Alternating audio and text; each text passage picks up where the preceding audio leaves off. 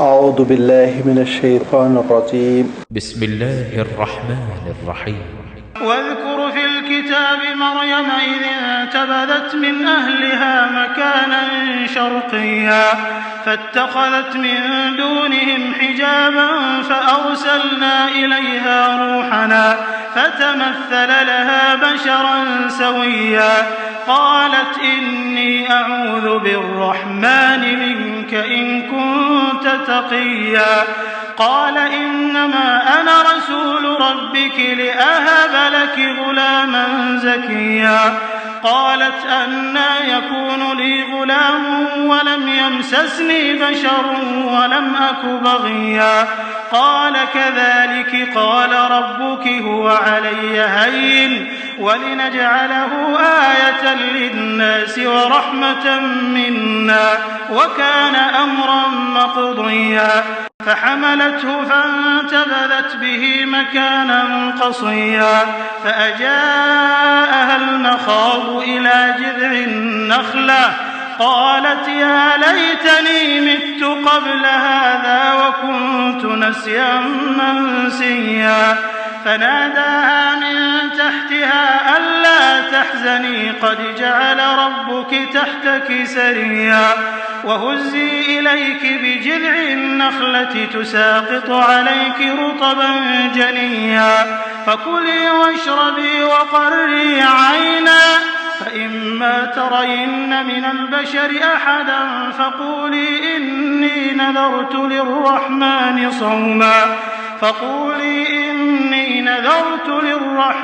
صوما فلن أكلم اليوم إنسيا فأتت به قومها تحمله قالوا يا مريم لقد جئت شيئا فريا يا أخت هارون ما كان أبوك امرأ سوء وما كانت أمك بغيا فأشارت إليه قالوا كيف نكلم من كان في المهد صبيا قال إني عبد الله آتاني الكتاب وجعلني نبيا وجعلني مباركا أينما كنت وأوصاني بالصلاة والزكاة ما دمت حيا وبرا بوالدتي ولم يجعلني جبارا شقيا والسلام علي يوم ولدت ويوم أموت ويوم أبعث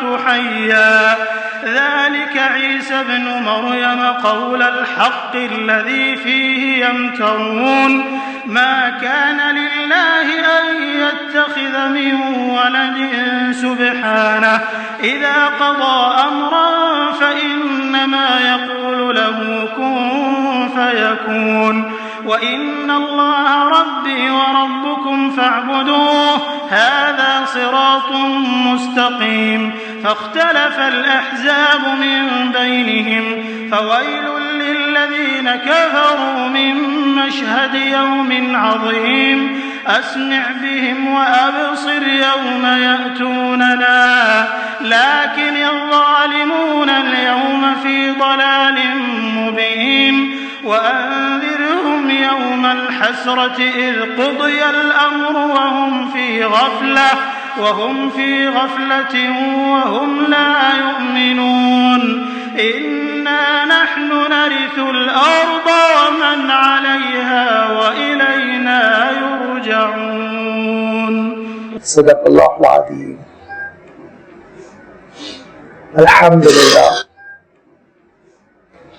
الحمد للہ رب العالمین والصلاة والسلام على سید المرسلین وعلى آلہ واصحابہ اجمعین اما بعد. سورہ مریم کا یہ دوسرا رکوع ہے جس کے بھی آپ کے سامنے تلاوت کی گئی. جملہ 24 آیتوں پر مشتمل یہ رکوع اگرچہ کہ قدر طویل ہے لیکن حضرت مریم اور حضرت مریم کے فرزند حضرت عیسیٰ علیہ الصلوۃ والتسلیم ہی کے تذکرے پر مشتمل ہے. حضرت عیسیٰ علیہ السلام کا تذکرہ اس صورت میں اس لحاظ سے آ رہا ہے کہ سورۃ الکہف میں اللہ تعالی نے اپنی قدرت کے بعض عجیب نمونوں کا تذکرہ فرمایا، اور یہ جو دنیا چل رہی ہے، جی رہی ہے، یہ جو کائنات کا نظام چل رہا ہے، روا دوا ہے، اس میں بڑے بڑے حادثے بھی ہو رہے ہیں، عجیب و غریب چیزیں بھی انجام پا رہی ہیں، تو ان کے پیچھے اللہ تعالیٰ کی جو حکمت ہے، اس کی جو قدرت ہے، اس کی جو ربوبیت ہے، اس کا تذکرہ سورۃ الکہف میں جب اللہ تعالیٰ نے بیان فرمایا، تو اسی سے تعلق رکھتی ہوئی باتیں، اسی سے مربوط حضرت عیسیٰ علیہ السلام کی پیدائش، اس کا تذکرہ سورہ مریم میں آ رہا ہے۔ بطور تمہید اللہ تعالیٰ نے حضرت یحییٰ علیہ السلام کی پیدائش کا تذکرہ فرمایا کہ حضرت یحییٰ علیہ السلام کے والد ماجد حضرت زکریا علیہ السلام بہت ضعیف ہو چکے تھے، اور اپنی پیرانہ سالی کی وجہ سے، اپنی کبر سنی کی وجہ سے، بڑھاپے کی وجہ سے یہ سمجھتے تھے کہ اولاد نہیں ہو سکے گی، لیکن اللہ کے حکم سے اولاد ہوئی، اور وہ بھی حضرت یحییٰ علیہ السلام جیسی اولاد، جنہوں نے کار نبوت کو سنبھالا، جنہوں نے اپنے والد کے جو منصب تھا اس منصب کی ادائیگی میں تعاون کیا، نبوت کا منصب، نبوت کا فریضہ۔ تو اللہ تعالیٰ نے تمہید میں ذہنوں کو تیار کیا کہ اللہ تعالیٰ کی قدرت پر ایمان رکھو، عجیب و غریب چیزیں اس کی قدرت سے وجود میں آتی ہے، کسی بھی چیز کو تم بعید از عقل نہ سمجھو، عقل سے دور نہ سمجھو، تمہاری عقل کوئی چیز نہیں ہے۔ اس کارخانے عالم میں اصلاً اللہ کا حکم چلتا ہے، لہذا اللہ تعالیٰ نے عام طور پر اس پوری کائنات کے نظام کو اسباب کے ساتھ جوڑ دیا ہے، اس میں کوئی شک نہیں، لیکن یاد رکھو اس پہ اسباب پہ ایمان نہ رکھو، وہ اسباب کو توڑنے پر قادر ہے، بغیر اسباب کے بھی اللہ تعالیٰ بہت ساری چیزوں کے دینے پر قادر ہے، جیسے کہ حضرت مریم کو اللہ تعالیٰ بغیر موسم کا پھل عطا کرتا تھا، سبب نہیں تھا لیکن اللہ تعالیٰ عطا کرتا تھا، لہذا اسباب کو سب کچھ نہ سمجھو، مادہ پرستی تمہارے اندر نہ آئے، اللہ تعالیٰ پر یقین، ایمان، یہ اصل مطلوب ہے۔ لہذا اللہ تعالیٰ اسی سیاق میں اب حضرت مریم اور حضرت مریم سے جو ولادت ہوئی، پھر حضرت عیسیٰ علیہ السلام جیسا فرزند، یہ ساری چیزوں کا تذکرہ فرما رہا ہے۔ اس میں اللہ تعالیٰ ارشاد فرماتا ہے کہ سب سے اہم چیز یہ ہے کہ حضرت بی بی مریم جو ایک دوشیزہ ہے، ایک نوجوان سی لڑکی ہیں، کن حالات سے وہ گزر رہی ہیں دیکھو، اور اللہ تعالیٰ پر اعتماد اور اللہ تعالیٰ پر یقین اور ایمان اور معرفت خداوندی کی کیفیت دیکھو۔ ابھی انشاءاللہ تفصیل آئے گی کہ حضرت مریم کی کیا عمر تھی، کس عمر میں ولادت ہوئی حضرت عیسیٰ علیہ السلام کی، پھر بھی اللہ تعالیٰ پہ ان کا کیسا بھروسہ رہا۔ لہذا اللہ تعالیٰ ارشاد فرماتا ہے وَاذْكُرْ فِي الْكِتَابِ مریم، اور اللہ کی اس کتاب میں، قرآن پاک میں مریم کا بھی تذکرہ اے نبی آپ کر دیجئے۔ وَاذْكُرْ فِي الْكِتَابِ، اور کتاب میں تذکرہ کرو مریم کا، کب؟ اِذِ انْتَبَذَتْ مِنْ أَهْلِهَا مَكَانًا شَرْقِيًّا، اس وقت کا جبکہ وہ مشرقی مقام کی جانب یکسو ہو کر، کنارہ کش ہو کر بیٹھ گئی تھی۔ حضرت بی بی مریم کی پیدائش کے سلسلے میں آپ نے آل عمران میں سنا ہوگا، سورہ آل عمران میں اللہ تعالیٰ نے وضاحت فرمائی کہ حضرت عمران ایک بزرگ تھے اور ان کی اہلیہ حضرت حنہ تھی، اور حضرت حنہ کو اولاد کی خواہش ہوئی، انہوں نے دعا کی کہ پروردگار مجھے اولاد ہوگی تو میں دین کے لیے اس کو وقف کر دوں گی۔ اب اس نیت کے بعد جب وہ حاملہ ہوئی اور جب ولادت ہوئی تو انہوں نے دیکھا کہ بیٹی ہوئی ہے، بیٹا نہیں، تو بڑی حیرت ہوئی ان کو، اور انہوں نے کہا کہ اب یہ لڑکی کو میں کیسے وقف کروں، لڑکی کو وقف کرنا تو ذرا مشکل ہے، لیکن اللہ تعالیٰ نے ارشاد فرمایا کہ لیس الذکر کالانثی، اس لڑکی کی طرح کوئی لڑکا دنیا میں نہیں ہے، یہ لڑکی بہت کام انجام دینے والی ہے، تم اعتماد رکھو۔ لہذا ان کا نام انی سمیتھا مریم، مریم رکھا، اور مریم رکھنے کے بعد پھر وہ بڑی ہونا شروع ہو گئی، پروان چڑھی، یہاں تک کہ وہ 11-12 سال کی ہو گئی تو منت پر جو نظر انہوں نے مانگی تھی اس پہ عمل کرنے کا وقت آ گیا۔ لہذا مشورہ ہوا، مشورے میں یہ طے پایا کہ حضرت زکریا علیہ السلام نگران ہوں گے، کیونکہ حضرت زکریا علیہ السلام کے سلسلے میں 2 روایتیں ہیں۔ ایک تو یہ کہ وہ خالو تھے حضرت مریم کے، یعنی حضرت حنا جن خاتون نے منت مانگی تھی حضرت عمران کی اہلیہ، ان کے وہ گویا بہنوئی تھے۔ اور دوسری روایت یہ ہے کہ خود حضرت زکریا علیہ السلام کی جو اہلیہ محترمہ تھی، عیشا ان کا نام آتا ہے، وہ حضرت مریم کی بہن تھی۔ یہ 2 روایتیں بہرحال آتی ہیں، اور حدیث شریف میں، بخاری شریف میں بالخصوص یہ لفظ بہت وضاحت کے ساتھ آیا ہے کہ حضرت یحییٰ اور حضرت عیسیٰ خالازاد بھائی ہیں۔ تو اس بنیاد پر، حدیث شریف کی بنیاد پر تو ایسا محسوس ہوتا ہے کہ حضرت زکریا علیہ السلام کی جو اہلیہ ہیں وہ حضرت مریم کی بہن ہوں گی، عیشا جو ہوں گی وہ حضرت مریم کی بہن ہوں گی، تبھی تو حضرت یحییٰ اور حضرت عیسیٰ علیہ السلام خالازاد بھائی بنیں گے۔ واللہ اعلم، یہ تاریخی مسئلہ ہے، اس میں تھوڑا سا اختلاف بھی ہے، اور حضرت زکریا علیہ السلام کو حضرت بی بی مریم کا خالو بھی کہا گیا ہے تاریخ میں، اور یہ طے پایا کہ حضرت زکریا علیہ السلام نگرانی کریں گے حضرت بی بی مریم کی۔ چنانچہ حضرت زکریا علیہ السلام کی نگرانی میں حضرت بی بی مریم شفٹ ہو رہی ہے، منتقل ہو رہی ہیں۔ اذ انتبذت، نبذہ کے اصل معنی تو کسی چیز کو ڈال دینا، پھینک دینا، لیکن انتبذہ جب بنتا ہے تو اس کے معنی ہوتے ہیں یکسو ہو جانا، ایک کنارے میں بیٹھ جانا، ایک جانب چلے جانا۔ لہذا اذ انتبذت، جبکہ وہ چلی گئی حضرت مریم، من اہلہا، اپنے گھر والوں کو چھوڑ کر، خاندان والوں کو چھوڑ کر، مکان شرقیہ، مشرقی مقام پر، یروشلم میں جو مسجد اقصی ہے اس کا مشرقی حصہ جو تھا، حضور اکرم صلی اللہ علیہ وسلم سے پہلے وہ وومن کورٹ کہلاتا تھا، خواتین کا حصہ، وہ عورتوں کی عبادت کے لیے مخصوص تھا، لہذا اس میں حضرت بی بی مریم چلی گئی۔ یہ ساری روایتیں آپ حیرت کریں گے، یہ بائبل میں بھی آپ کو ملیں گی۔ بائبل میں بھی یہ تصور ہے عورتوں کی عبادت الگ ہونی چاہیے، کچھ پردے کا تصور تھا اس کو، جس کو انہوں نے نکال کر پھینک دیا، اور آج چرچ میں عورتوں کو سامنے بٹھاتے ہیں، مردوں کو پیچھے بٹھاتے ہیں، اور پادری صاحب جب خطاب کرتے ہیں تو پہلے کہتے ہیں لیڈیز پھر جینٹلمین۔ تو یہ ترتیب جو عیسائیوں نے بگاڑ دی، بدل دی، اس کی وجہ یہ کہ انہوں نے اپنی کتاب کا گہرا مطالعہ بھی نہیں کیا، بالکل چھوڑ دیا۔ اللہ تعالیٰ نے بار بار قرآن مجید میں ارشاد فرمایا، پسے پشت ڈال دیا انہوں نے اپنی کتاب کو پسے پشت ڈال دیا، کبھی اس پر غور کرنے کی ضرورت بھی محسوس نہیں کی۔ لہذا حضرت مریم عورتوں سے جو مخصوص حصہ تھا، اس مخصوص حصے میں عبادت کے لیے تشریف لے گئی، اب وہ اپنا سامان وغیرہ لے کر چلی گئی۔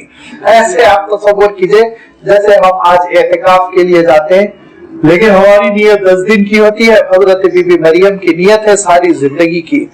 لہذا وہ پہنچ گئی وہاں پر، اور پہنچنے کے بعد پھر فَاتَّخَذَتْ مِن دُونِهِمْ حِجَابًا، حجاب کا بھی انتظام کیا۔ دیکھیے اللہ تعالیٰ نے قرآن پاک میں کتنی وضاحت کر دی۔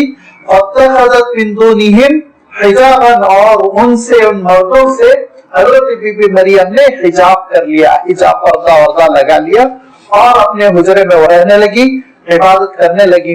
اور اسی کے بعد پھر وہ واقعہ پیش آیا جس واقعے کا سورہ آل عمران میں تذکرہ ہے، جس کا بھی میں نے اشارہ کیا کہ حضرت زکریا علیہ السلام گاہے گاہے خبر گیری کے لیے، خیریت دریافت کرنے کے لیے، کھانے پینے کی چیزیں ہیں نہیں ہیں دیکھنے کے لیے تشریف لایا کرتے تھے، تو دیکھا غیر موسم کے پھل ہے، بہت حیران ہوئے، دعا کی، اور اس کے بعد اللہ تعالیٰ نے حضرت یحییٰ علیہ السلام سے نوازا۔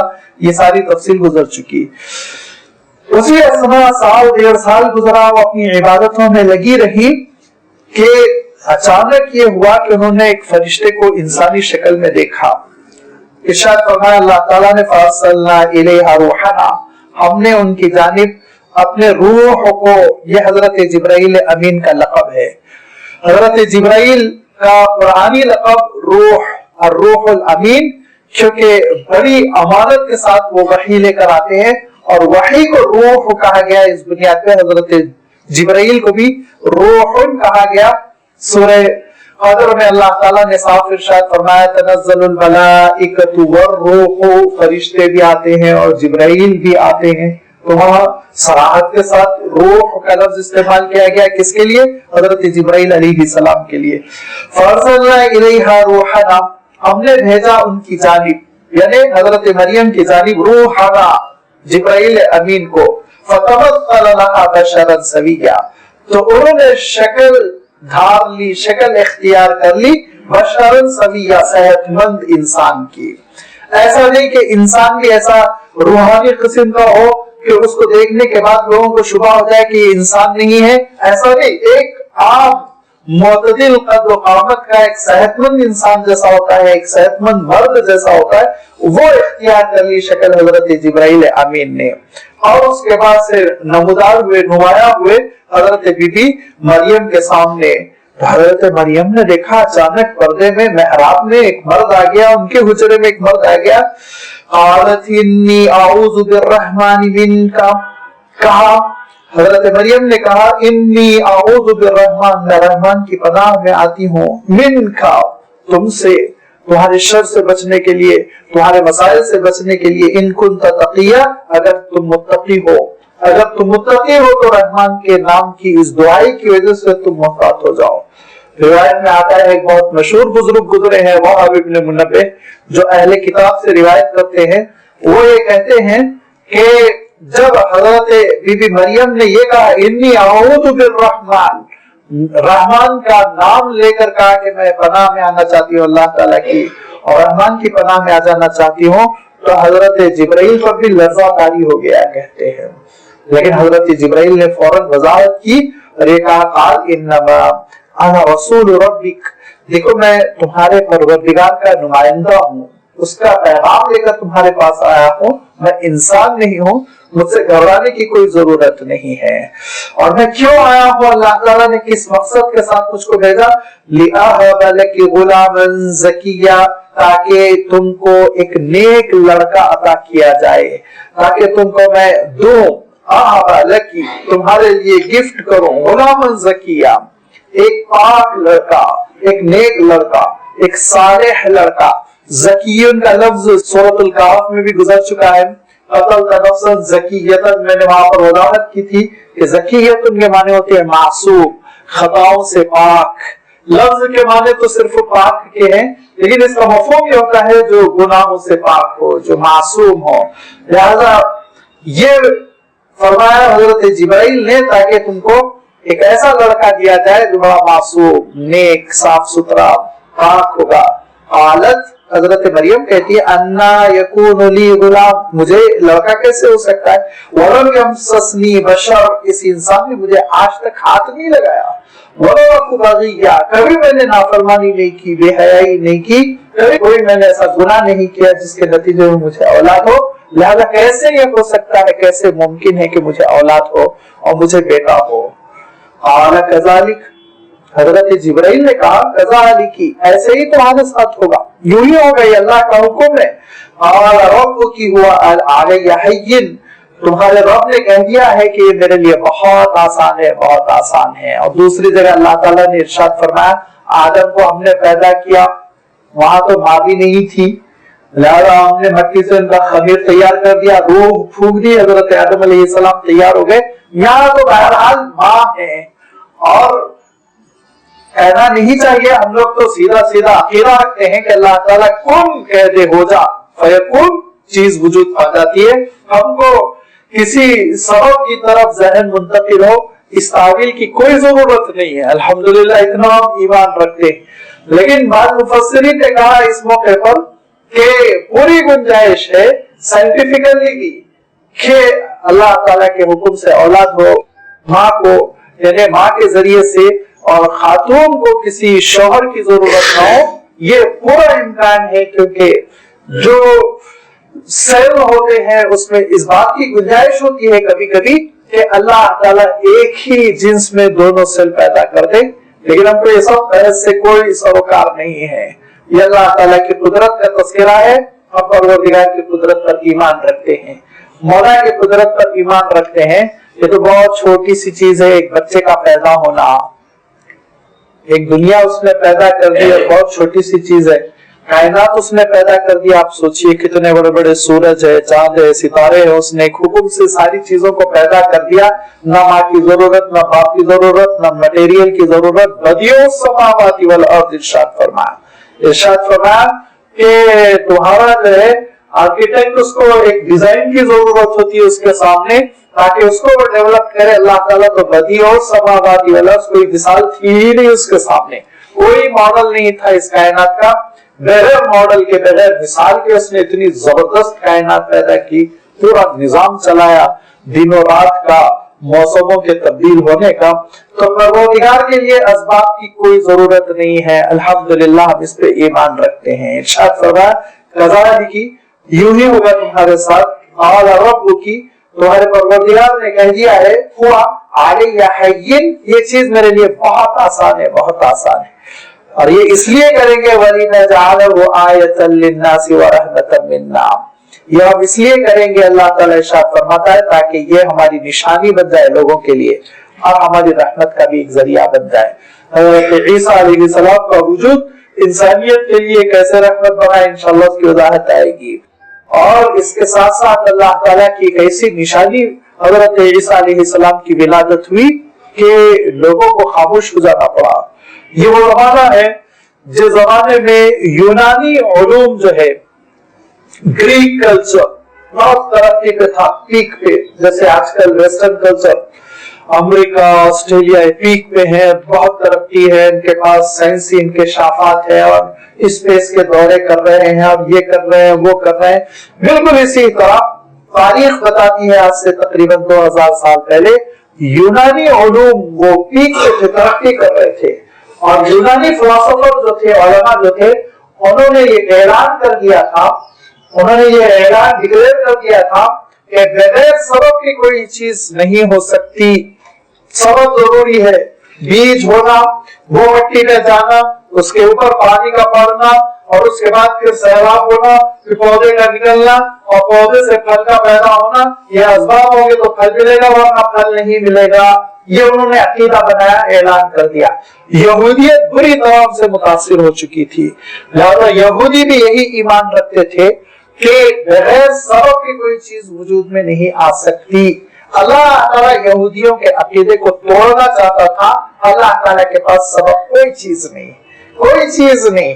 وہ مسبب الاسباب ہے, وہ خود سبب کو پیدا کرتا ہے. اگر وہ سبب کو پیدا نہ کرے تو چیز کہاں سے وجود میں آئے, سوچئے. لہذا اللہ تعالیٰ نے حضرت عیسیٰ علیہ السلام کی پیدائش کے ذریعے سے یہودیوں کے عقیدے کو توڑ دیا, اور حضرت عیسیٰ علیہ السلام کی پیدائش کو اللہ تعالیٰ نے ایک اپنی قدرت کی نشانی بنا دی. وَلِنَجْعَلَهُ آیَةً لِلنَّاسِ, اور ہم نے بنایا ہے ان کو آیتن, ایک نشانی قدرت کی, لِلنَّاسِ, لوگوں کے لیے جو چلے جا رہے تھے, بہتے چلے جا رہے تھے یونانی فلسفے کی لہر میں, ایسے بالکل جیسے تین کا بہتا چلا جاتا ہے. وَلِنَجْعَلَهُ آیَةً لِلنَّاسِ وَرَحْمَةً مِنَّا وَكَانَ أَمْرًا مَقْضِيًّا, یہ ہمارا وہ فیصلہ تھا جو اٹل, جو مقدر ہو چکا ہے, اور جس کا فیصلہ اللہ تعالیٰ کر چکا ہے, جو رونما ہو کر رہے گا, یہ ہمارا وہ فیصلہ تھا. وَكَانَ أَمْرًا مَقْضِيًّا, یہ طے شدہ فیصلہ تھا, یہ ہونا ہی ہے, اس میں کسی قسم کی کوئی تبدیلی نہیں ہوگی. لہذا روایتوں میں آتا ہے کہ حضرت جبرائیل امین نے حضرت بی بی مریم کے سیدھے جانب بس دم کیا, جیسے دم کرتے ہیں, پھونکتے ہیں, اور پھونکنے کے ساتھ ہی دھیرے دھیرے حمل پرورش پانے لگا, اور پھر اس کے بعد فحملت کو, وہ حاملہ ہو گئی. اور حاملہ ہونے کے بعد بعض روایتوں میں آتا ہے 6 مہینے ہی میں ولادت کا وقت آ گیا, بعض روایتوں کے مطابق 8 مہینے. لیکن یہ کہ جیسے جیسے حضرت بی بی مریم نے بھاری پن محسوس کیا, فَانْتَبَذَتْ بِهِ مَكَانًا قَصِيًّا, تو حضرت بی بی مریم یکسو ہو گئی, ایک کنارے ہو گئی, مکانن قصیہ, ایک دور کے علاقے میں, یروشلم میں مسجد اقصی سے دور چلی گئی. وہاں پر ایک چبوترا بنا تھا, چند درخت تھے, اور ایک باغ تھا کھجور کے درخت کا, ایک وہ ہل اسٹیشن جیسے آپ کہتے ہیں, اونچے سے مقام پہ روبوتین اللہ تعالیٰ نے ارشاد فرمایا اونچے ٹیلے پر, وہاں حضرت بی بی مریم چلی گئی جس کا موجودہ نام ہے بیت اللحم. بیت اللحم جس کو کہتے ہیں, اور آپ جانتے ہیں کہ 25 دسمبر کو عیسائی دنیا سفر کرتی ہے, وہاں کا جو چرچ ہے بہت مشہور چرچ ہے, اور اس چرچ کے اندر بھی مسجد ہے. عجیب و غریب واقعہ ہے کہ حضرت عمر رضی اللہ تعالیٰ عنہ جب داخل ہونے لگے فلسطین میں تو عیسائیوں کا وفد آیا اور انہوں نے درخواست کی کہ ہمارے چرچ کو نہ توڑا جائے. تو حضرت عمر نے کہا وہ تو شرک کا اڈا ہے, وہ تو شرک کا اڈا ہے, کیسے نہ توڑے. انہوں نے کہا نہیں امیر المومنین, اسلام کا بھی یہی تقاضا ہے کہ ہم نے آپ سے صلح کی, لہٰذا آپ ہمارے اس چرچ کو رہنے دیجئے. تو حضرت عمر رضی اللہ تعالیٰ عنہ نے کہا ٹھیک ہے میں اس کا معائنہ کروں گا. حضرت عمر معائنے کے لیے تشریف لے گئے اور کہا اس کو برقرار رکھو, نماز کا وقت ہو گیا. ایک جگہ نماز پڑھی تو اس زمانے کے عیسائی بھی بڑے شریف تھے, انہوں نے حضرت عمر رضی اللہ تعالیٰ عنہ کے نماز کے احترام میں اس کمرے کو مسجد بنا دیا جو آج تک مسجد ہے, جس میں 5 وقتہ نماز ہوتی ہے. بیت اللہ کے مین چرچ میں بھی ایک مسجد ہے. تو یہ تاریخی وہ واقعہ ہے بیت اللہ کا, جہاں پہ کہ حضرت بی بی مریم چلی گئی. اب حضرت بی بی مریم کا مسئلہ یہ کہ بالکل تنہا, روایتوں کے مطابق آپ کی عمر مبارک کل کتنی ہے آپ اندازہ کریں گے, حیرت انگیز بات, 13 سال کی دوشیزہ ہے یہ, 13 سال کی لڑکی, اور یہ حاملہ ہے. آج سوچئے ہم اپنی سوسائٹی پر نگاہ ڈالیں کہ 20-25 سال کی بیٹی ہماری حاملہ ہوتی ہے, ہمارے گھر آتی تو کتنا خیال رکھتے ہیں, اور زمین پر پیر رکھنے نہیں دیتے, اور بستر پر اس کو کھانا اور پانی ہم سپلائی کرتے ہیں. لیکن یہ ایک لڑکی ہے کم عمر, اور نہ والدہ ہے قریب میں, نہ والد ہے, نہ کوئی غمگسار ہے, نہ کوئی خدمت کرنے والا ہے, تنہا جنگل میں ایک درخت کے پاس. فَأَجَاءَهَا الْمَغَاضُ, یہاں تک کہ ان کو درد شروع ہوا, جس کو درد ذہ کہتے ہیں. ڈلیوری کے وقت جو درد ہوتا ہے وہ درد شروع ہوا تو پریشان ہو گئی, اور إِلَى جِذْعِ النَّخْلَةِ, اس درد نے ان کو پہنچا دیا کھجور کے ایک تنے کے پاس, کھجور کے درخت کے ایک تنے کے قریب میں پہنچ کے وہ بیٹھ گئی, اور مارے حسرت کے طرف کے اور درد کے مارے کہنے لگی قالت یا لیتنی مت قبل ھذا, کاش میں سے پہلے مر گئی ہوتی تو اچھا تھا, مر گئی ہوتی تو اچھا تھا. وکنت نسیا منسیا, اور میں بھلا دی گئی ہوتی تو اچھا تھا, لوگ مجھے بھلا دیے ہوتے کہ کوئی مریم بھی تھی کہ نہیں تھی, یہ ہوتا تو زیادہ اچھا تھا. آپ سوچئے کہ لازمی بات ہے, ایک طرف شدت کا درد ہے, دوسری طرف بالکل تنہائی, تیسری طرف مستقبل کے اندیشے کہ قوم میں جانا ہے, قوم کے ساتھ رہنا ہے, کیا ہوگا میرے بچے کے ساتھ, کیا ہوگا میرے ساتھ, کیا ہوگا میرے دامن کا, کس طرح کی تہمتیں لگیں گی, کتنے اندیشے. ایک ایسی کیفیت ہے, اس کیفیت سے پریشان روتی ہوئی گڑگڑاتی ہوئی اللہ تعالیٰ کے دربار میں بیٹھی ہوئی ہیں کہ اچانک پھر آواز آتی ہے, فناداھا من تحتھا, نیچے سے آواز آئی. اللہ تعالیٰ نے حکم دیا فرشتے کو کہ وہ نیچے سے آواز لگائے, اللہ تحزنی, تم کو غمزدہ پریشان ہونے کی کوئی ضرورت نہیں. فجعل ربک تحتک سریا, پروردگار نے تمہارے پیروں تلے چشمہ بنا دیا ہے. سری اصلاً چلنے والی چیز کو, بہتی ہوئی دریا, بہتا ہوا چشمہ, بہتی ہوئی نہر, نہر الجاری جس کو آپ کہتے ہیں. پروردگار نے تمہارے نیچے ایک چشمہ بنا دیا ہے, پیروں کے پاس سے پانی ابل رہا ہے.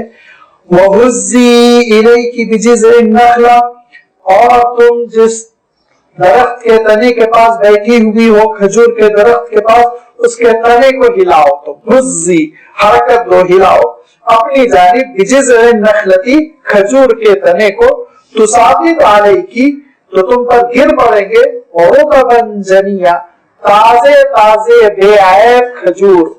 جنین کہتے ہیں ایسے پھل کو جس میں کوئی عیب نہ ہو, گرنے کی وجہ سے جیسے ٹوٹ جائے عیب دار ہو گئے, رکھے جیسے باسی ہو جائے عیب دار ہو گئے. ایسے عیب سے جب باغ کو کوئی پھل ہوگا تو اس کو جنین کہیں گے. اور رطب کہتے ہیں تازے کھجور کو. تازے کھجور آپ نے دیکھا ہوگا گرین ہوتے ہیں, ہرے شاخ میں لگے ہوئے. آج کل جو عمرے کو جاتے ہیں تو بازار میں اویلیبل ہوتے ہیں और भी सूखे हुए खजूर हमारे पास आमतौर पर आते हैं। तो रुदब ताजा खजूर जनिया जो बेऐब होगा, बहुत उम्दा होगा। तुम जरा तने को हिलाओ, तने को हिलाओगी तो तुम देखोगी कि तुम पर बरस पड़ेंगे, गिरेंगे ताजे ताजे खजूर। अल्लाह ताला ने इरशाद फरमाया कि ये तुम्हारे लिए ग़िज़ा और ये तुम्हारे लिए खाने पीने का सामान। फकुली वशरबी वक़र्री आइना, तो तुम वो खाओ और पी लो पानी जो चश्मा पैरों तले निकल रहा। वक़र्री आइना, और अपनी आंखों को ठंडक कर लो अपने बेटे के जरिए से। तीनों चीजों का अल्लाह ताला ने हुक्म दिया, खाने का और फिर पीने का और आंखें ठंडी करने का। मुफस्सिरीन ने बहुत अजीब व गरीब यहाँ नुक्ता निकाला और ये कहा कि हजरत बीबी मरियम के साथ जितने मामलात हो रहे हैं उसमें कुदरत की निशानियां हैं, गैब से इंतजाम हो रहा है। फल मिला गैब से, गैर मौसम का। औलाद हो गई अल्लाह के हुक्म से, गैब से।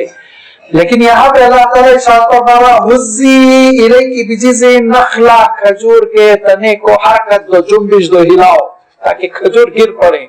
तो गोया अल्लाह ताला इरशाद फरमा रहा है कि इतनी तदबीर तो बहरहाल तुमको इख्तियार करनी पड़ेगी। तदबीर करना है जीने के लिए, बगैर तदबीर के कोई चीज नहीं पहुंचेगी। हज़रत बीबी मरियम के साथ, जिनके साथ खुसूसी मामला हो रहा है, उनको हुक्म हो रहा है तदबीर करने का कि तने को हिलाओ तो खजूर गिरेंगे, वरना अल्लाह के हुक्म से खजूर यूं ही उनके गोद में आके गिर सकते थे। लेकिन तदबीर करो, थोड़ा जिद्दोजहद करो, हाथ पर हाथ रखकर न बैठ जाओ, जैसे कि मौजूदा दौर के मुसलमानों की कैफियत हो गई है कि सारी चीजें वो समझते हैं हुकूमत के जरिए से रिजर्वेशन से उनको मिलती रहेगी, मेहनत खुद कुछ नहीं करेंगे, ग्रेजुएशन पास करेंगे भी 3 किस्तों में, उसके बाद वही IPS IAS ऑफिसर के ओहदे तक पहुंच जाएंगे। ये गलत फहमियां निकाल के फेंक देनी चाहिए। इस्लाम में तदबीर करने का हुक्म दिया गया, मेहनत करने का हुक्म दिया और अल्लाह ताला ने डिक्लेयर कर दिया, अलैसा लिल इंसानी इल्ला मा सआ। मेहनत करोगे तो नतीजा मिलेगा, जिद्दोजहद करोगे तो नतीजा मिलेगा। उम्मत मेहनत है, ये उम्मत सुस्त उम्मत, बैठी रहने वाली उम्मत नहीं है। जरा आप सल्लल्लाहु अलैहि वसल्लम की सीरत देखें, सहाबा के अहवाल देखें, कितनी उन्होंने मेहनत की, रात दिन एक किया, तब जाके ये सारी इस्लाम की दौलत हम तक पहुंची। हज़रत बीबी मरियम से खिताब हुआ कि दरख्त के तने को हिलाओ और उसको जुम्बिश देने के बाद तुम्हारे लिए ताजे ताजे उम्दा खजूर गिरेंगे। फकुली, तो खाओ, वशरबी, पियो, वक़र्री आइना, और अपनी आंखों को ठंडा कर लो अपनी औलाद के जरिए से, अपने बेटे के जरिए से। अब लोग क्या कहेंगे, इसके अंदेशे की तुमको कोई जरूरत नहीं। फ़इम्मा तरयन्ना मिनल बशर, जब तुम किसी इंसान को देखो, अहदन, किसी भी एक इंसान को देखो और वो तुमसे बात करना चाहे, कुछ बोलना चाहे, फ़क़ूली इन्नी नज़रतु लिर्रहमानि सौमा, तो उनसे कहना मैंने रहमान के लिए रोजे की मन्नत मांगी है, रोजे का नजर किया है। फलन उकल्लिमल यौमा इंसिया, मैं किसी इंसान से बात नहीं करूंगी। उस जमाने में बातचीत से भी रोजे में एहतियात की जाती थी।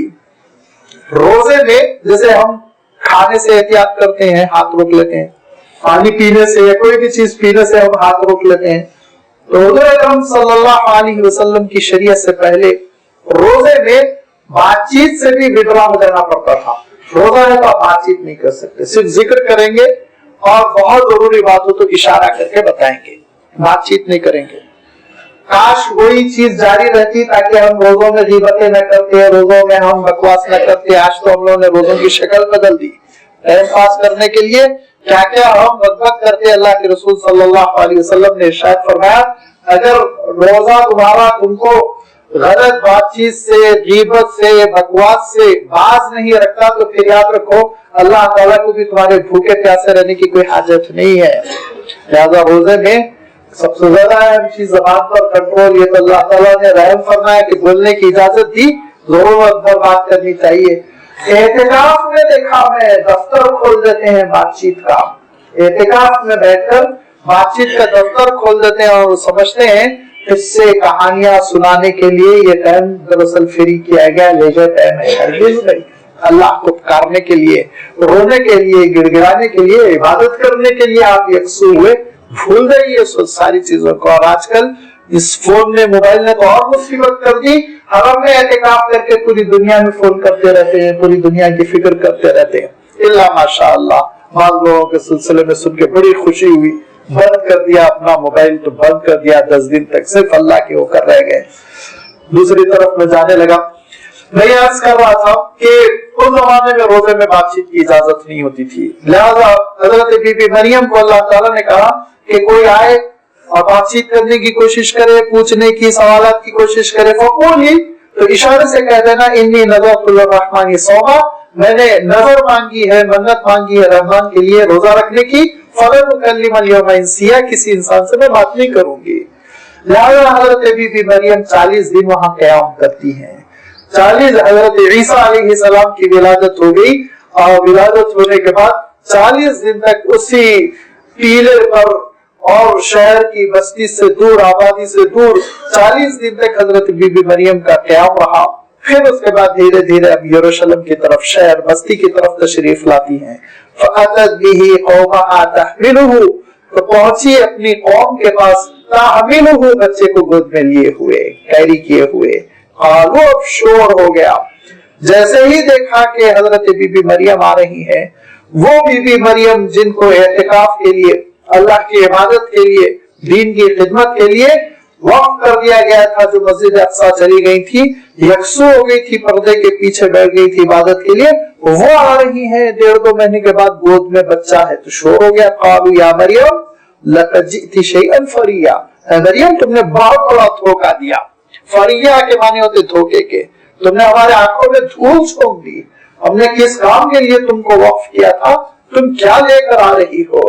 یا اخت ہارون, اے ہارون کے خانزادے کی لڑکی, ما کان ابوک امرأ سوء, تمہارے والد مرحوم بھی تو برے نہیں تھے. حضرت عمران وفات پا چکے تھے, حضرت حنا کے جو شوہر تھے جن کا تذکرہ آل عمران میں, اور اسی وجہ سے سورت کو آل عمران کہا گیا کہ عمران کا کنبہ, وہ حضرت عمران وفات پا چکے تھے, اس وقت بقید حیات نہیں تھے. لہذا کہا تمہارے والد جو تھے عمران, وہ برے آدمی نہیں تھے, بہت نیک تھے, متقی تھے, اللہ والے تھے. وما كانت امك بغيا, تمہاری ماں بھی تو نافرمان نہیں تھی, بڑی عبادت گزار تھی. اور بڑی اس کی ایک وضاحت ہے, میں بہت زیادہ تفصیل میں نہیں جانا چاہتا. اس زمانے میں بڑے گناہوں کے پیشے اختیار کیے جاتے تھے, لہذا کوئی ایسی پیشہ ور خاتون تو نہیں تھی, تمہاری ماں تو بہت نیک خاتون تھی, لہذا تم اتنے شریف خاندان کی. ہارون کا خانوادہ, اور حضرت ہارون کا جو نام لیا گیا اس کی 2 توجیہ پیش کی گئی. ایک تو یہ کہا گیا کہ ہارون, اس حضرت ہارون علیہ السلام ہی مراد ہے, اور چونکہ یہ حضرت ہارون علیہ السلام کی نسل تھی, اسی لیے حضرت ہارون کی بہن یعنی اس خاندان کی لڑکی, یہ مراد لیا گیا. لیکن حضور اکرم صلی اللہ علیہ وسلم سے ایک دوسری بات مروی ہے, اور دوسری بات یہ ہے کہ نجران کے عیسائیوں نے ایک صحابی کے سامنے اعتراض کیا کہ تمہاری کتاب میں مریم کو ہارون کی بہن کہا گیا, جبکہ صدیوں کا فرق ہے. صدیوں پہلے حضرت ہارون گزر چکے, سینکڑوں سال پہلے, تو صدیوں کا فرق ہے, تو وہ ہارون کی بہن کیسے ہو گئی. تو حضور اکرم صلی اللہ علیہ وسلم سے حضرت اکرمہ غالباً یا کوئی اور صحابی, انہوں نے یہ عرض کیا کہ عیسائیوں نے اعتراض کیا, اور میں جواب ہی نہیں دے سکا. تو حضور اکرم صلی اللہ علیہ وسلم نے ارشاد فرمایا, بہت آسان سی بات ہے, صالحین اور نیکوکاروں اور نبیوں کے نام پر نام رکھا جاتا ہے, لہذا حضرت بی بی مریم کے خاندان میں کوئی ہارون بہت مشہور بزرگ تھے, اس کی وجہ سے ان کو اخت ہارون کہا گیا. لازمی بات ہے, تاریخ سب کے تذکرے محفوظ نہیں رکھتی. کتنے ہمارے زمانے میں ہم دیکھتے ہیں نیک, اچھے اور مشہور لوگ ہوتے ہیں, انتقال کے 20-25 سال بعد بلا دیے جاتے, اور محلے میں بھی نہیں جانے جاتے, پہچانے نہیں جاتے, خاندان والے کبھی کبھی یاد نہیں رکھتے. تو کتنے ایسے اللہ والے ہوتے ہیں جو فراموش ہو جاتے ہیں. تو ایسے ہی ایک نیک بزرگ تھے حضرت بی بی مریم کے خاندان میں, ان کا نام ہارون تھا, اور اسی ہارون کی بنیاد پر انہوں نے جو مشہور ہارون شخصیت ہے انہی کی تو یہ بہن ہوتی ہیں, اور اس ہارون کے گھر کی لڑکی اور عمران کی بیٹی جو اتنے نیک تھے, اور حنا کی بیٹی جو اتنی عبادت گزار خاتون تھی, وہ یہ حرکت کیسے کر گئی. فاشارت الیہ, حضرت مریم کو بات کرنے کا حکم نہیں تھا, ان سے اللہ تعالیٰ نے کہہ دیا تھا اگر تم سے کوئی بات چیت کرنے کی کوشش کرے تو تم یہ کہنا کہ میں روزہ ہوں. تو حضرت مریم نے اشارہ کیا کس کی جانب, حضرت عیسیٰ علیہ السلام کی جانب. قالوا کیف نکلم من کان فی المہد صبیا, उन्होंने कहा इनकी तरफ क्या इशारा कर रही हो, कैसे हम गुफ्तगू करें उससे जो झूले में छोटा सा बच्चा है, 40 दिन का बच्चा, 1.5 महीने का बच्चा, इससे हम क्या गुफ्तगू करेंगे, इससे हम क्या बात करेंगे। लेकिन इनका इतना कहना था कि क़ाल इन्नी अब्दुल्लाह, हजरत ईसा अलैहिस्सलाम खुद बोल पड़े झूले में। 40 दिन के हजरत ईसा अलैहिस्सलाम वो कहते हैं पहली चीज इन्नी अब्दुल्लाह, मैं अल्लाह का बंदा हूँ, मैं अल्लाह का बेटा नहीं हूँ, अल्लाह का बंदा हूँ। तो हजरत ईसा अलैहिस्सलाम ने न सिर्फ ये कि ये ऐलान कर दिया कि मैं अल्लाह का बंदा हूँ, बल्कि ईसाई अकीदे की पूरी तरदीद पहले दिन फरमा दी। ईसाई अकीदे की जो बुनियाद है उसकी तरदीद पहले ही दिन फरमा दी और कहा कि देखो मैं अल्लाह का बंदा हूँ। आतानियल किताब, उसने तहैया कर लिया है, इरादा फरमा लिया है कि वो मुझे किताब देगा। वजालनी नबिया, उसका ये इरादा हो चुका है, वो तय कर चुका है कि वो मुझे नबी बनाएगा। वजालनी मुबारका, और उसने मुझे बाबरकत बनाया है। ऐनमा कुन्तु, जहां कहीं मैं रहूं वहां बरकत ही बरकत होगी। एक तो रूहानी बरकत होगी कि हजरत ईसा अलैहिस्सलाम की वजह से, हजरत ईसा अलैहिस्सलाम की वजह से लोगों को दीन मिलेगा, सच्चाई मिलेगी, अल्लाह ताला की इबादत मिलेगी। और दूसरे एक ऐसे मौजज़ात बीमार को सहला देंगे तो वो शिफायात हो जाएगा वगैरह वगैरह। लिहाजा बहुत बाबरकत, और अल्लाह के रसूल और नबी कितने बाबरकत होते हैं आप अंदाजा कर लीजिए। वौसानी बिस्सलात, और उसने मुझे हुक्म दिया है नमाज का, वो ज़काती और ज़कात का। ये भी दो बुनियादें हैं अल्लाह ताला के दीन की जो हजरत आदम अलैहिस्सलाम से लेकर क़यामत तक जारी रहेंगी। नमाज बदन की इबादत, ज़कात माल की इबादत। वौसानी बिस्सलाती वज़्ज़कात, और उसने हुक्म दिया है नमाज का। नमाज अगर नहीं है तो इंसान के अंदर दीन नहीं है।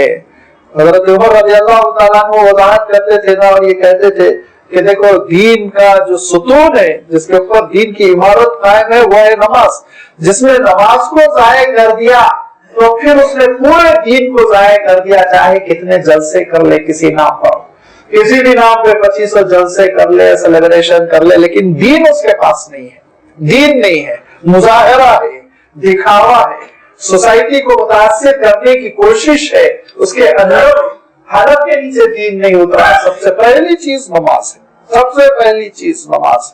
अल्लाह के रसूल सल्लल्लाहु अलैहि वसल्लम डिक्लेयर करते थे, खुल के कहते थे, देखो ईमान कुफ्र दोनों के दरमियान फर्क करने वाली चीज नमाज है। नमाज है तो तुम कुफ्र से अलहदा होकर ईमान की तरफ आ गए।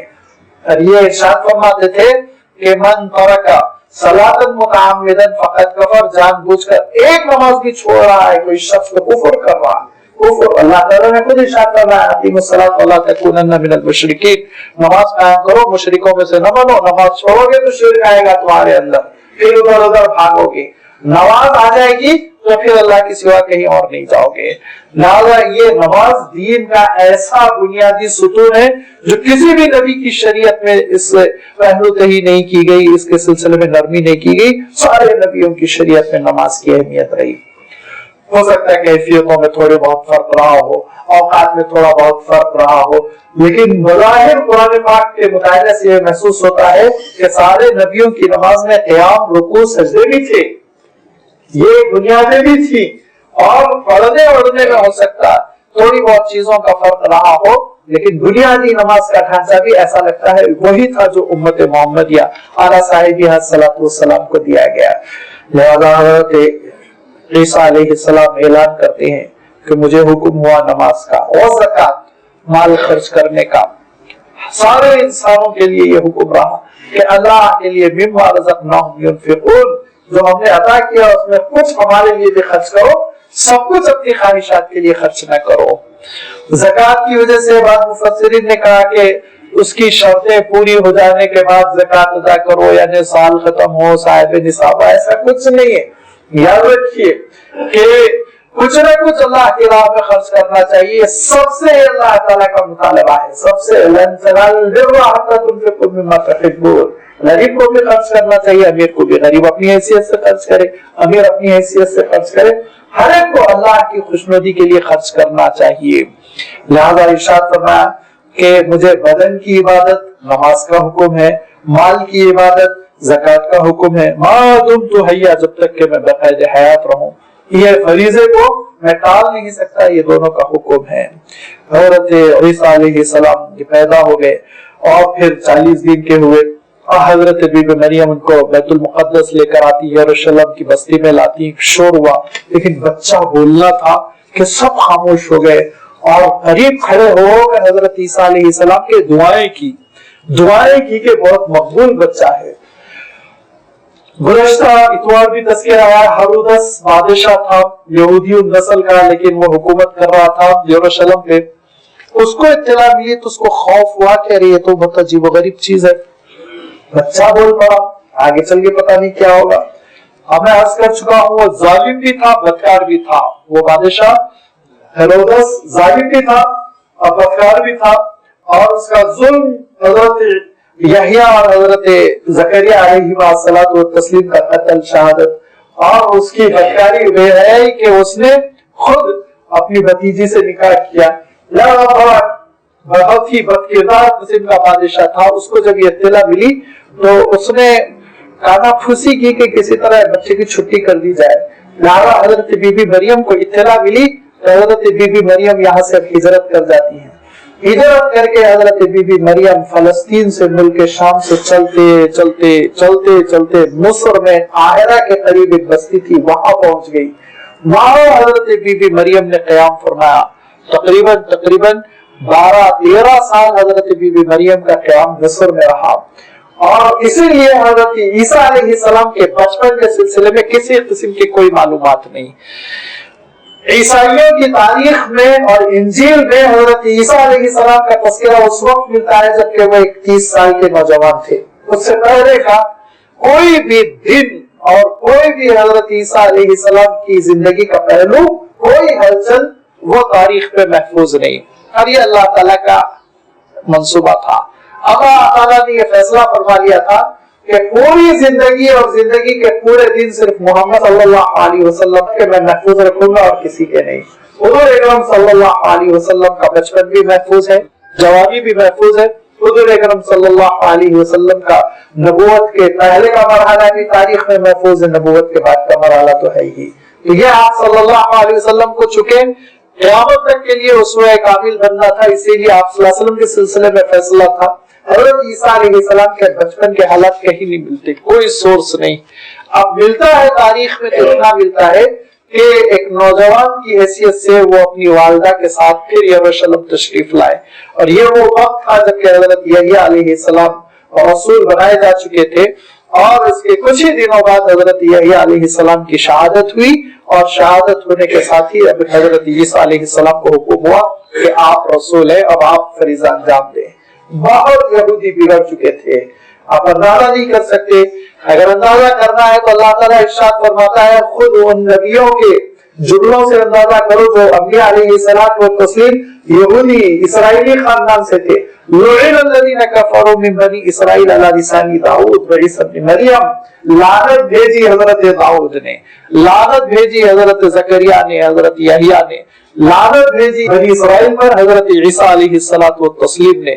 حضرت عیسیٰ علیہ الصلوۃ والتسلیم تو اپنے وعظوں میں کہتے تھے سانپ کے بچوں، اے یروشلم کے کتوں، یہ حضرت عیسیٰ علیہ السلام فرماتے تھے لوگوں کے سلسلے میں۔ اور لازمی بات ہے اتنے بدکردار ہوتے ہیں کہ اگر ان سے آپ کو واسطہ پڑ جائے اور ان کی جو عالمی ہلچل ہے، جو دنیا میں تبدیلیاں کرتے رہتے ہیں اور بے حیائیوں کو رونما کرتے رہتے ہیں، اگر وہ آپ کو معلوم ہو جائے تو یہ الفاظ آپ کو بہت ہلکے لگیں گے، اس سے سخت الفاظ آپ استعمال کرنا چاہیں گے۔ یہاں حضرت عیسیٰ علیہ السلام نے مواعظ حسنہ شروع کیا۔ شروع میں حضرت عیسیٰ علیہ السلام 30 سال کے ہے کہ نبوت سے سرفراز ہو گئے اور رسول بنا دیے گئے۔ حضرت عیسیٰ علیہ السلام نے شروع میں تنہائیوں میں نجی مجلسوں میں سمجھانا شروع کیا، یہاں تک کہ اب وقت آیا کہ حضرت عیسیٰ علیہ السلام اجتماعی طور پر جمع کریں، لہذا عمر کا 32واں سال ہے، نبوت کا دوسرا سال ہے، بڑا اجتماع کیا، جتنی بڑی گیدرنگ ہو سکتی تھی سب کو جمع کیا۔ جمع کرنے کے بعد پورے دین کو پیش کیا، ان کی بے حیائی پر، بدکاریوں پر، دنیا داری پر، رشوت لینے پر، حرام خوریوں پر کھل کے تنقید فرمائی اور اللہ تعالیٰ کی طرف بلایا۔ इबादत की तरफ बुलाया, रूहानियत की तरफ दावत दी। हजरत ईसा अलैहिस्सलाम इतने मोहताज थे, किसी छत के साए के नीचे नहीं सोते थे कि यह हराम पैसों से बनी हुई है, जिस जगह जाते हैं वहीं किसी चबूतरे पे जाके आराम फरमाते। इतने मोहताज कि उनके घरों का खाना नहीं खाते हजरत ईसा अलैहिस्सलाम। इस एहतियात के साथ जिंदगी बसर कर रहे हैं। अब ये है कि इनके जो फर्रीस थे, जो उनके जिस तरह मुफ्ती होते हैं उस तरह के ओहदे, और उनके जो अहबार थे, रुहबान थे, वो सब के सब खड़े हो गए हजरत ईसा अलैहिस्सलाम के खिलाफ। ये शख्स तो बहुत बोलने लगा है और नई बातें पेश करने लगा है, लिहाजा हजरत ईसा अलैहिस्सलाम के खिलाफ साजिशें होने लगी है। हालात बदल चुके हैं, रोम का हमला हो चुका है और रोमन एम्पायर ने अपना एक गवर्नर रखा है वहां पर, प्लेटिस उसका नाम है, वो गवर्नर है, रूमी है, वो यरूशलेम का नहीं है, इलाकाई नहीं है, वो अपने महल में जिंदगी बसर करता है जैसे कि हिंदुस्तान में हुआ करता था। वायसराय साहब अपने महल में जिंदगी बसर करते थे और आवाम और पब्लिक को लड़ाते रहते थे, वही कैफियत है। और उस जमाने के इसराइली जो काहिन थे और इसराइली जो फरीस थे, अहबार थे, काब थे, सब कोई उनके पास पहुंचे। अब वक्त लेने के बाद उनसे कहा कि इन्होंने बड़े मसाइल पैदा कर दिए हैं, लिहाजा हजरत ईसा अलैहिस्सलाम के सिलसिले में उन्होंने कहा कि इनको गिरफ्तार किया जाए। उसने बात नहीं मानी, जो तुम दरार पेश कर रहे हो मुझे सेटिस्फाई ही नहीं होता हूँ, मैं मुझे अपील ही नहीं करते कि मैं एक मासूम आदमी को गिरफ्तार कर लो। लेकिन उन लोगों ने कहा कि नहीं, आप गिरफ्तार कीजिए, वरना एक अंदेशा है। वो अंदेशा क्या है? मास पावर का, कि बगावत हो जाएगी, अवामी बगावत हो जाएगी, आपके महल पे सब चढ़ाएंगे, हुकूमत आपके खतरे में पड़ जाएगी। ये शख्स पॉलिटिकल इशू भी है, ये एक सियासी मसला भी है, इसको आप समझने की कोशिश कीजिए। देखिए इतना बड़ा मजमा उन्होंने जमा किया, लाखों लोग जमा हो गए थे उनकी एक दावत पर। लिहाजा कल के दिन आपकी हुकूमत जाती रहेगी। उनका नजरिया तो ये है, अल्लाह के सिवा किसी की इबादत ना करो, अल्लाह ही असल है। तो लाज़मी बात है, आपका खतरा है। उसने देखा कि ये परेशानी है, लोग बहुत ही शरारत कर रहे हैं, और इधर हजरत ईसा अलैहिस्सलाम लोगों को समझाते समझाते एक मजलिस में पहुंचे, एक जगह पहुंचे, और इतनी मुखालिफत है, चलना फिरना दोहर कर दिया गया, रास्ते में कांटे बिछाते हैं, पत्थरों से मारते हैं, कपड़े नोचते हैं आपके। लिहाजा हजरत ईसा अलैहिस्सलाम बहुत परेशान, बिल्कुल वैसे ही जैसे हुजूर अकरम सल्लल्लाहु अलैहि वसल्लम दारे अरकम में नसीहत फरमाते थे। एक घर में, शमून का घर है, उस घर में हजरत ईसा अलैहिस्सलाम वास फरमा रहे हैं। कुल 12 साथी है। रिवायतों में आता है उन्हीं में से एक ने गद्दारी की, वल्लाहु आलम, और जाके यहूदियों को इत्तला दिया कि इस घर में आज हजरत ईसा है मौजूद और नसीहत कर रहे हैं। लिहाजा घर का मुहासरा कर लिया गया और उससे ऑर्डर ले लिया गया कि हजरत ईसा अलैहिस्सलाम को गिरफ्तार किया जाए। लिहाजा हजरत ईसा अलैहिस्सलाम को गिरफ्तार करने की तैयारी होने लगी। हजरत ईसा अलैहिस्सलाम ने दावत पेश की, किसकी? अल्लाह ताला की इबादत, नमाज, ज़कात, वबर्रम बिवालिदती, माँ के साथ हुस्न सुलूक मैं बहुत करता हूँ का। वबर्रम बिवालिदती, हजरत यहया का जिक्र था तो वबर्रम बिवालिदैही, अपने हर्दों के साथ, वालिदैन के साथ हुस्न सुलूक का हुक्म। यहाँ पे मुझे अल्लाह ने हुक्म दिया कि मैं अपनी माँ के साथ हुस्न सुलूक करूं, क्योंकि वालिद का कोई मसला ही नहीं था। अल्लाह ताला ने इस जुज को क्यों इरशाद फरमाया? इस जुज को इसलिए इरशाद फरमाया अल्लाह ताला ने कि ईसाई दुनिया ने हजरत ईसा अलैहिस्सलाम का जो नक्शा खींचा वो बहुत खराब है। अजीब और गरीब बात ये, अजीब, आप हैरत करेंगे उनकी बदज़ौकी पर कि उन्होंने जो हजरत ईसा अलैहिस्सलाम का नक्शा खींचा उसमें बीबी मरियम अपने बेटे को देखने तड़प रही हैं और उनसे इल्तिजा कर रही हैं, बेटे एक बार आ जाओ, मुलाकात कर लो, तुम मिलते नहीं। हजरत ईसा अलैहिस्सलाम पलट के नहीं पूछते अपनी माँ को। ये नक्शा उन्होंने पेश किया। लेकिन कुरान पाक कहता है नहीं, माँ के बहुत चाहने वाले थे, माँ की आंखों का तारा थे, वो माँ की खिदमत करते थे। अल्लाह ताला का हुक्म था बर्रम बिवालिदती, मैं माँ के साथ खूब हुस्न सुलूक करूं। ये वो माँ है, सोचिए उनका मकाम इतना बुलंद है, इतना बुलंद है कि उम्मत मुस्लिमा के बड़े बड़े उलमा में से बाज़ों इस तरफ चले गए कि हजरत बीबी मरियम नबी थी। हालांकि जमहूर का कौल यही है कि वो नबी नहीं थी, लेकिन आप सोचिए कुरान पाक ने सिद्दीका तो कहा उनको, और सिद्दीकियत का दर्जा नबूवत के बस एक ही जीना नीचे होता है, آپ اندازہ کیجئے یہ حضرت بی بی مریم اس درجے کی خاتون حضور اکرم صلی اللہ علیہ وسلم 4 خواتین کا بہت تذکرہ کرتے تھے اور ان کی قربانیوں کا تذکرہ کرتے تھے.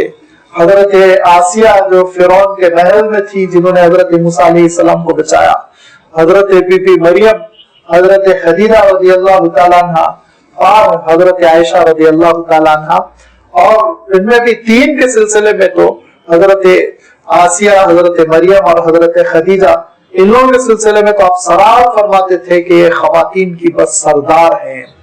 اور آپ اندازہ کیجئے کہ عجیب و غریب معاملہ ہے کہ اللہ تعالیٰ نے اپنے دین کے احیاء کے لیے, دین کی خدمت کے لیے 3 ماؤں سے بہت عظیم الشان قربانی لی, 3 ماؤں سے, جس کا آپ تصور نہیں کر سکتے. ایک الحاد اور شرک کا دورہ تھا اور انسانیت نے پروردگار کو بھلا دیا تھا, کعبۃ اللہ کی عمارت کو تعمیر کرنا تھا اور اللہ کی طرف لوگوں کو بلانا تھا. تو حضرت حاجرہ سے اللہ تعالیٰ نے قربانی لی کہ شیرخوار بچے کو گود میں لے کے صحرا میں ایسی جگہ رہنے کا حکم ہوا ہے جہاں پر نہ پانی ہے, نہ درخت کا سایہ ہے, نہ انسان ہے اور نہ ہی آدم نہ آدمزاد. ایسی جگہ حضرت حاجرہ پڑی, تڑپ رہی ہیں, پھڑک رہی ہیں اپنے بچے کی زندگی کے لیے, کیونکہ ماں کے لیے بچے کی زندگی سے زیادہ چیز کوئی اہم نہیں ہوتی. ایک بات یاد رکھیے, ماں کے لیے بچے کی زندگی سے زیادہ کوئی چیز اہم نہیں ہوتی.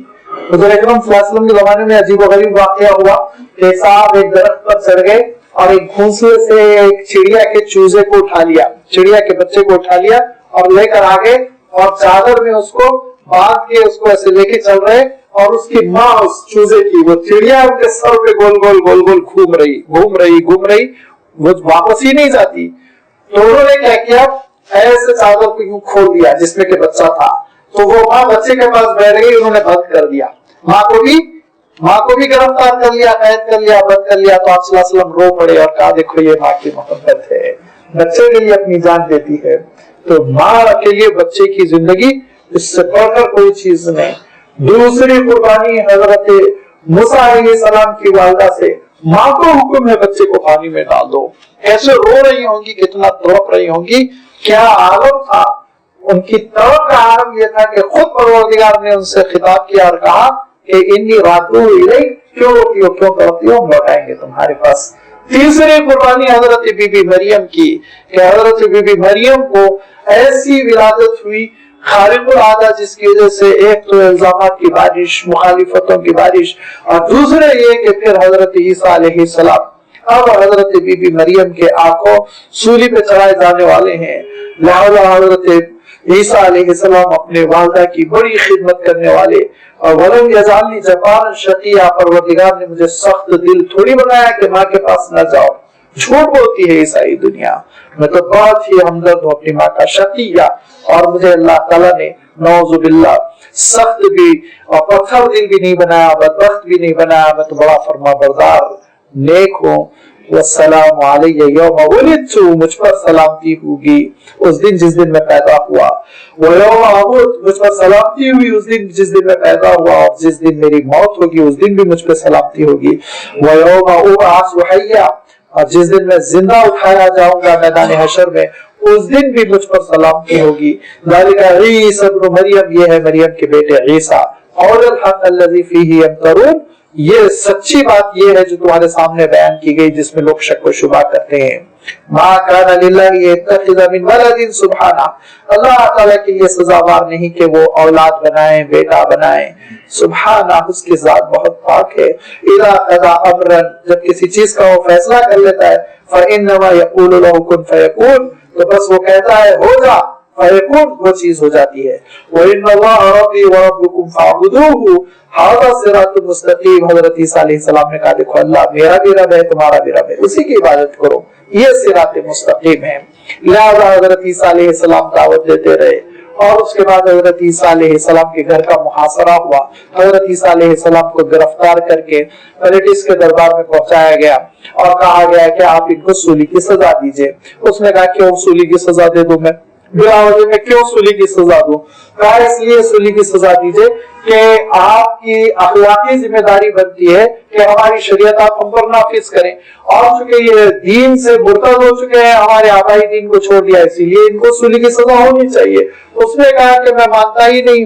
हजरत ईसा अलैहिस्सलाम से पूछा कि आप क्या कहते हैं? हजरत ईसा अलैहिस्सलाम ने कहा इन्नल्लाह रब्बी व रब्बुकुम फअबुदूहु, मेरी दावत यह है कि अल्लाह की इबादत करो, उसके सिवा किसी की इबादत न करो। उसने कहा मैं ये नहीं समझता कि इनको सूली की सजा होनी चाहिए, जाओ गौर करो, खड़ा हो जाओ। हजरत ईसा अलैहिस्सलाम गिरफ्तार है, दूसरे दिन आए। यहूदियों का ईद उल फसीह एक ईद होती है, जो बहुत खास किस्म की ईद होती थी, जिसमें कोई ना कोई एक एहसान हुस्न सुलूक किया जाए।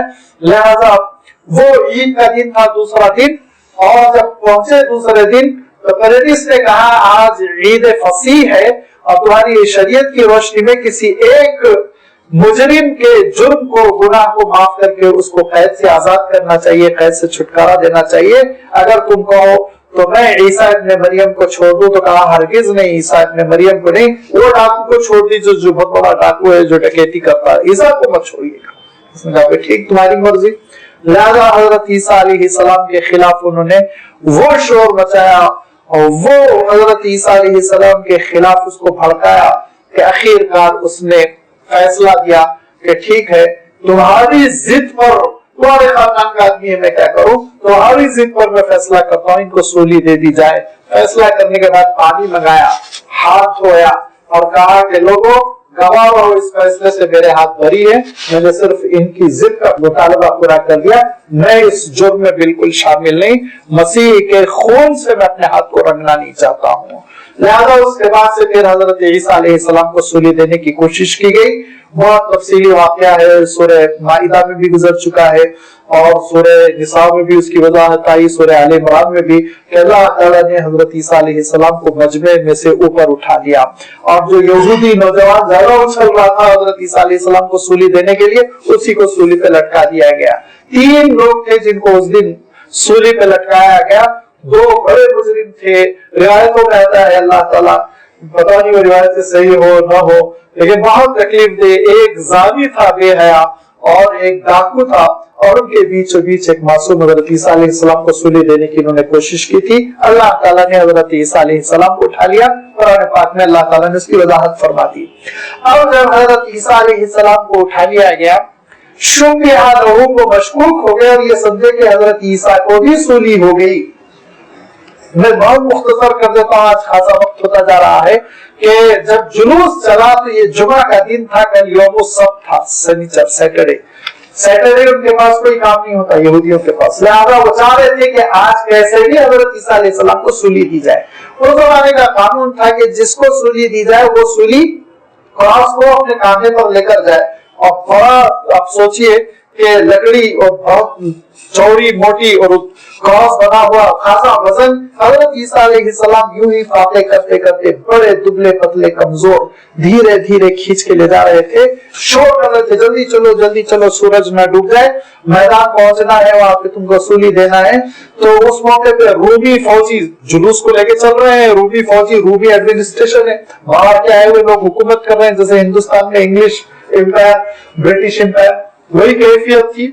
लिहाजा एक जो बहुत उछल रहा था, बहुत मोटा ताजा नौजवान साहब, जल्दी चलो। फौजियों ने कहा यार क्या जल्दी चलेंगे, वो बेचारे इतने कमजोर, सपोर्ट करो, काफी के लाओ मेरे पर रखो, मैं खींच के जल्दी ले जाता हूँ। लिहाजा वो अपने कंधे पे रखा, खींच के तेजी से ले जाने लगा। मजमे में से हजरत ईसा अलैहिस्सलाम उठा लिए गए।